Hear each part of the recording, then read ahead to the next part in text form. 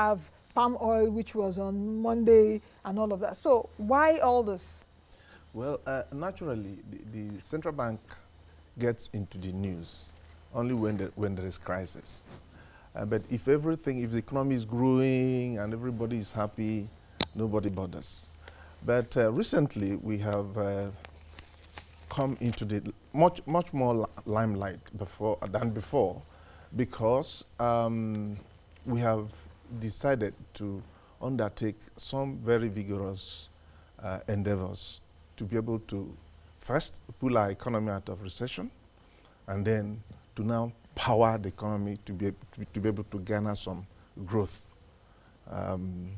Because we have, of course, we have mentioned Okorafor's program, we have mentioned the transformation in rice. What took like a generation, what will ordinarily take a generation to achieve, Nigerians have achieved in about 3 years. Most Nigerians now eat locally made, grown rice. And is it most or just a number of us? it is not just because a number of us. affordability and availability is also an issue. You know what to get into a crowd, ask families in that crowd to indicate whether they eat imported rice or whether they have been eating imported rice or local rice in the last 2 years. You'll be amazed. My own sample, my own survey showed me over 80%. And it's something we need to study, and we are going to study it. That transformation has happened. We are engaged in the task now of ensuring that Nigerians now go into production, because that's the only way we can stop the economy from receding into recession. So what we are trying to do now is to look at strategically the sectors that can drive the economy, that can lead to greater production, that can create more jobs. So we are zeroing in on those sectors. Okay. We have done that in agriculture, food. We are doing that in the cotton, textile, garment sector. We are also going into the palm produce subsector. And these are strategically targeted moves. And so that's why you see us in the news for, at times for the wrong reasons, for the wrong arguments, from people who feel hurt by some of these measures. But we believe that since the people are at the center of our mandate, we will only do what is in the best interest of the generality of Nigerians. Okay, let me just ask you this one question, and it has two parts to it. Yeah. What do you say to people that say, for example, rice, your intervention in rice is also making other food items struggle? It has taken attention away from other items. That's one. Then number two, the part that, CBN is doing everything now. Why not stick with what statutorily you are supposed to do? Well, let me take the first one. Our intervention in rice is just one of the commodities. We have tomato, we have cassava, we have fishery, we have cotton, we have wheat, we have maize, we have cocoa. They are all benefiting from the Okorafor's program. So I think why rice is so prominent is because rice is a larger staple in Nigeria, and it took a larger chunk of our foreign exchange spending. And so that is why the impact is greater, because more people in Nigeria eat rice than they eat cassava. So that's that. The second... The big question is, CBN is doing everything. Yeah. Why not just stick with price stability and legal tender issuer and all that? So it appears. So it appears. But the fact is that food constitutes more than 50% of the basket of commodities that determine the price level. Our mandate is to maintain a stable price level. If we fail to ensure that there is enough food, once the price of food goes up, inflation, it deals a very heavy blow to our mandate. So that's why we are also funding getting finance, cheap finance for people who are engaged in food production. It is only logical. Now, come to think of it, our infrastructure is so bad. We are calling investors to come. When they get to Lagos, they can't fly to Abuja. What kind of invitation are we extending? So CBN has also done some work in aviation. Aviation, yes. Interest rates are high because of cost of doing business. People can't come to invest easily here because of cost of doing business. We have to get into power because power is a critical factor in production. So we are also getting into power to ensure that Nigerians who are active and who want to produce are enabled to produce with power. So it's not our role, our interventions are not informed by just a mere zeal to work. Of course, we have the zeal to work, but these are efforts to ensure that our direct mandates are enabled and that we are in a position to go ahead with our direct mandate. The central bank in the United States will not bother about whether roads are good or not. They may not bother about whether electricity is there. We have to bother about that because we don't have electricity. We have to bother about that because we are developing. We have to bother about the problem of food because without solving the problem of food, you cannot solve the problem of high inflation in our country. So those are some of the reasons. We are also measured in the way we do these things, and we don't overstep our bounds. Our power to go into developmental financing is enshrined in our law. Okay. Now let's come to textiles, which the governor mentioned, I think, just about 10 days ago. Yes. or so. What's the business and economic case behind the policy? Vis-a-vis that, this is not the first time we're hearing of this textile intervention or textile attention on textile. What's the business case behind this? Okay, thank you. That's a very important question. The textile industry in Nigeria, after government, after the public sector, used to be the largest employer of labor. The global, even from your analysis, the pre-program analysis, the global market in textile and garment and all the related aspects is what? 3 trillion naira. 3 trillion naira. $3 trillion. Sorry, $3 trillion. Mm-hmm. And you know our contribution to that? Our contribution to the globe, to that $3 trillion is to spend. It's only spending. We don't get from it. What that means is that they further milk from us. And what it means is that $4 billion of the money we earn mostly from oil is sent abroad because we want to buy textile. And what that also means is that our textile mills that contributed close to 10% to GDP, our textile mills that employed close to 500,000 Nigerians before cannot function. All the jobs created are gone. Those who used to work in those places, some of them are dead because of frustration. And so people are asking us, we shouldn't do that. We should not support the textile industry because we don't have electricity. Just like the LCCI said, exactly that Lagos Chamber of Commerce says the local textile production cannot support the fashion industry in terms of quality and also quantity, and is also putting about 5 trillion naira of that investment at risk. That is not true. That is not true. Indeed, the Nigerian fabrics are very key in fashion as we speak today.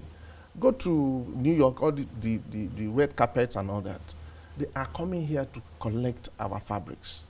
Besides, all those other fabrics that they import can be made here. We cannot argue that we will have to wait until we have fixed the problem of power, until we have fixed every other thing before we begin to produce. We were producing before. If you look at, if you know Oshodi very well. Yes, I do. If you know Lagos very well, from Oshodi to Apapa, on both sides of the road, Where textile mills. It used to be littered with textile factories. Do you know what we have today? Those factories have been converted both by their owners and by those who acquired them to stock imported textile, other imported goods. No economy develops like that. And so we are determined first to create jobs for Nigerians by giving cheap finance to people who are ready to establish or to resuscitate their textile mills. We are also ready now to fund cotton farmers. We are funding the entire value chain from the cotton growing to ginning, to spinning, to weaving, into the garment stage of it. So we are giving support to all three so that we can produce without any weak link along the chain. So when people say that our approach is not strategic, I don't know what strategy means again. Perhaps because you need a holistic approach to solving that issue. And access to capital is just one of it. Yes, but we are also taking care of power. You're talking of infrastructure, you're talking of other things, you're talking of even smuggling, which you people don't have power over. Wait now, our approach is supremely strategic. We are dealing with smuggling in our own way. By we do not remember access to forests. We do not have power to police the borders, but we have power. We can and we will ensure that all those people who import textile, bring 20 containers, just declare one and smuggle the other ones without paying duty, that will frustrate their business because they are sabotaging the economy of this country. We are denying them foreign exchange. They can go and get their foreign exchange elsewhere and import it and then pay the duties. And we are also working with EFCC to ensure that some of those people who engage in these illegal activities and of economic sabotage, that they are brought to the answer of the law.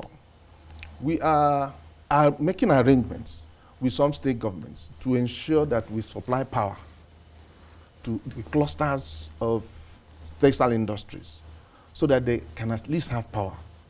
Now, people tell us that the best strategy is to keep importing.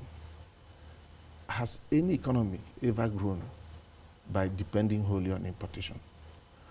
I don't know. People are free to have their groups, or pressure groups, and argue for the interest of importers.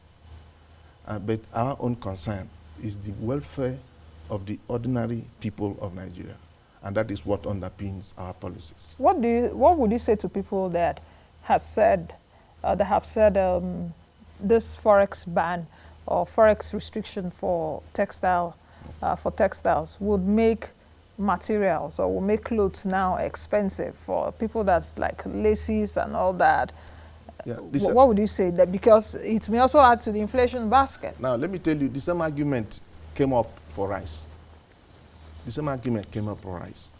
And when our people started producing rice, and the rice they grew here became fresher and even better than the potted ones, Nigerians moved into rice. You see, the economics of it is simple. If prices rise, it creates opportunities for both local producers and, in fact, foreign investors to come here, establish their own industries, and then employ Nigerians. That is our strategy. And the economy has survived a recession scare. Now, we cannot allow this economy to go back into recession because it will be very devastating. And we can't sit down and be spending the scarce forex that we have on importing something we can produce. Let me tell you, most of generally, the textile industry does not go beyond 10% of installed capacity. We have them. So why can't we come in here? Those people who are exporting to them, to the people who want us to open the borders, they should ask them to come back, come and install the machines here. We have cotton, and we are funding cotton farmers now. We have cotton to supply to them. Let them come here, establish here, employ Nigerians, and produce it. We have a market of 200 million. Yes, how about the aspect of give me all the money you can, but other things to around my cost of production would not also like make, what? You know? Like what? Once you solve the problem of power, we have both skilled and unskilled manpower in this country. We have land to grow cotton. All we can do is to go for the best cotton seeds and supply the farmers under our Anchor Brewers program. So what else do you need? For any of them who comes to establish and they want to import machinery, yes, we can't produce all the machinery here. The governor has said it, that we are ready and willing to supply them, to give them foreign exchange to import those machines. Even some of the cotton lint, some intermediate products that they use. There's still importation of cotton lint in 2020? Yes, that's the limit, so that by then all the efforts locally would have come to fruition. So I can't understand the argument of the Lagos Chamber of Commerce and Industry. They are free to ask, to campaign for the interest of their members. But we are sorry that this economy cannot run on the kind of importation that they engage in. What about, has the central bank taken holistic, have you taken that holistic analysis of your intervention funds? Because like I said during my analysis, if we have that card, let's put it on the screen, guys, on textile industry and all of that. About 150 billion naira for textile intervention fund for textile industry since 2009. Has the CBN sat down to, look at and assess all those intervention funds, as it were, and the impact? Yes, impact assessment, that's the word. Yeah, you see, Anchor Brewers program has just taken 3 years. We have produced some impact evaluation and impact assessment on ACGS, for instance, Agri Credit Guarantee Scheme. We are in the middle of studying the impacts of some of our intervention programs. And besides, before we even put the program out, we work with the stakeholders in that industry to first understand what their problems are, to first understand what the critical needs are, and then we intervene based on what we working with them perceive as the most critical needs. That's how we're moving. And that's why we have identified the fact that high cost of finance has been a problem. And that's why we are dropping some of the rates to below 9%, below 10%, some as low as 5%. Okay. And that is what the economy needs at this time. Let's talk about palm oil that the CBN governor talked about on Monday with the governors of Edo states, Akwa Ibom, and Abia states. It's so sad, even in my analysis yesterday for palm oil, if we have that card, we can also put it on the screen, that Nigeria is now number 5 in terms of the production of palm oil, where we used to be the leader. The leader now, Indonesia and Malaysia, we produce just about 3% of world supply, which was before we had about 40% of global market share. Why this interest in palm oil? For me, I've always said it even on the show, for those that watch the program regularly, when I do my market analysis, a metric ton of crude palm oil, that's for palm oil, it's about $2,000, in excess of that, a metric ton. Brent crude is $67.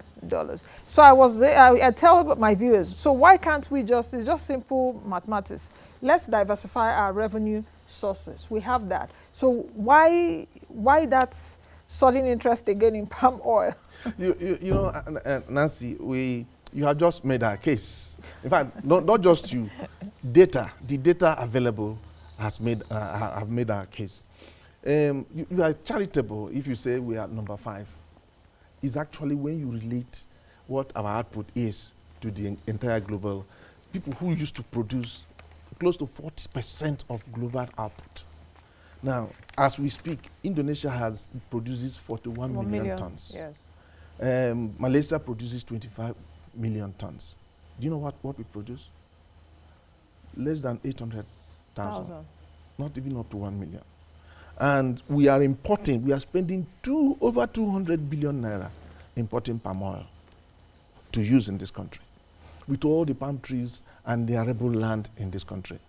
This is a country that used to produce close to almost half of the world output. And is it not shameful? And then there's the price incentive now. Why should we continue to dwell on something that is inside the belly of the earth, whereas the surface very close to us, we can't do it? And we have all it takes to produce it. That is the reason why the CBN is going into palm produce, palm oil, palm kernel, and we are structuring all kinds of arrangements, financial arrangements, to ensure that they get the best. We are going for the best seeds. We are going that the one that produce enough oil. We are also dealing with the entire chain, including the supply, the kind of fertilizer they need, the extension service they need, and all that. Because it's a value chain. Yes, and how the marketing will happen. We are working with them now, and we are determined to push it to the end of it. Okay, so you say you're working with critical stakeholders, because yes. the CBN met with critical stakeholders on Monday. Yes. Moving forward, would we see other policy statements as a result of the stakeholders meeting and working with critical but before the end of this month, there will be another meeting. Okay. To now put the pegs on the ground to say, like, these are the specific things we'll need to do. That's why the stakeholders are going to meet, and then they come back to us. It's not just palm oil. We are going into cocoa. We are taking it one after the other, and we are moving. You see, this economy needs to go back to production. That is the most critical problem we have today. Once our economy goes back to production, even for the local market, we will boom, because the market is there, the consumption level is there, and then we can export. All right, let's take comments coming in from our viewers. Henry says, what sustainable policy framework does the CBN have in place to close infrastructural deficit that abound in the economy, to enhance economies of scale on the overall with respect to reviving the textile industry? I think you've answered that during your submission. Yes. John says, please help me ask CBN Oga with you that where is the local rice? To tell Nigerians 80% of us consume local rice is totally fallacious. Now, if you go to the shopping malls, and then go to the ordinary markets. If you go to the shopping malls, go and take a sample like we have done. Take a survey of it like we have done. You will see it. You see, the confusion sets in at times when you see a well-made packaged local rice. So you think it's foreign? Yes, you think it's foreign. But look at the address there.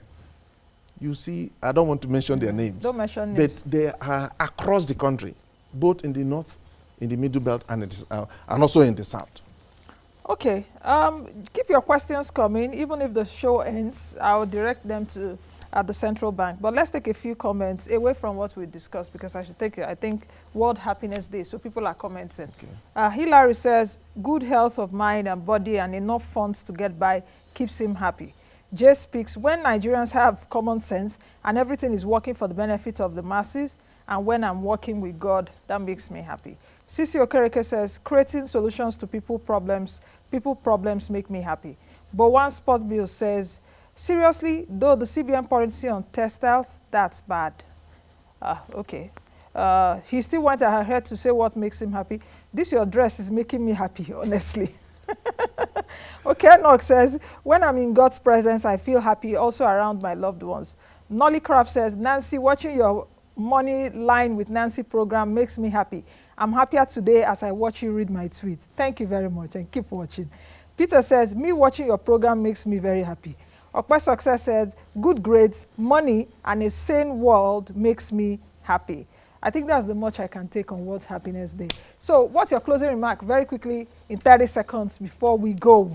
Well, I just want to tell Nigerians that the Central Bank of Nigeria is a people-focused central bank that will continue to ensure that the welfare of Nigerians underpin all our pronouncements, all our policies and initiatives, and that we are determined to ensure that Nigeria becomes a producing nation, not just an importing nation. And that is the route to economic greatness. Okay, thank you very much. What makes me feel as if I'm sitting with Emefiele, because that was what he said in the speech when he came in. I'm only amplifying what he in says. 2014. We'll build a central bank that is people-oriented and people-focused. Yes. That's what he said. Perhaps we would also ask him again later if he's successfully done that. Yes. But many thanks for coming on the program. Thank you so much, Nancy. It's always my pleasure to be here. All right, I've been speaking with Issac Okorafor, who is the Director of Corporate Communications Department.